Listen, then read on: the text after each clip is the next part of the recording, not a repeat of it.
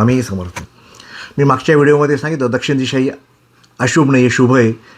तर त्याच्यावरती आपण काय उपाय केले पाहिजेत हा व्हिडिओ तुम्हाला बोललो, तुम्ही पुढचा व्हिडिओ मी टाकतो आहे तसं. तर दक्षिण दिशेचा दरवाजा असेल तर आपल्याला त्याला चौकट ही पूर्ण उंबऱ्यासहित चौकट पाहिजे. खैऱ्याचा उंबरा असेल तर चांगलाच आहे, त्याच्यापेक्षा सागाचाही चालू शकतो.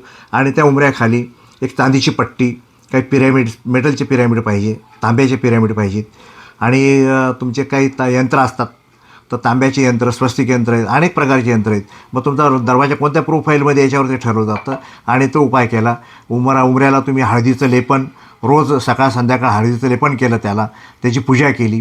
व दक्षिण दिशेच्या बाहेरच्या दरवाजावरती बाहेरून पंचमुखी हनुमानाचा एक फोटो लावायचा, त्याच्यावरती एक लाल बल्ब लावायचा, झिरोचा बल्ब, तो कंटिन्यू चालू ठेवायचा. आणि घराच्या आतल्या बाजूने गणपतीचा एक फोटो लावायचा, त्याच्यावर लाल बल्ब चालू ठेवा, LED, तोही कंटिन्यू चालू ठेवा. उंबऱ्यावरती दोन्ही बाजूला तांब्याचे, चांदीचे, पितळाचे स्वस्तिक बसवा, त्यांची रोज पूजा करा.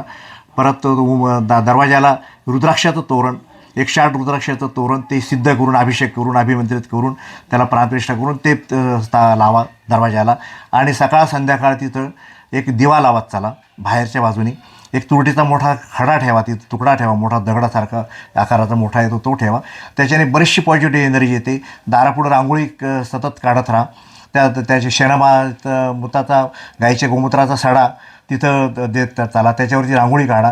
रांगोळीवरती एक छोटासा एक दिवा चालू ठेवा. याच्याने केल्यानंतर, दक्षिणेचे उपाय केल्यानंतर तो दरवाजा आपल्याला शुभ फळ देतो, असं वास्तुशास्त्र सांगतं. श्री स्वामी समर्थ.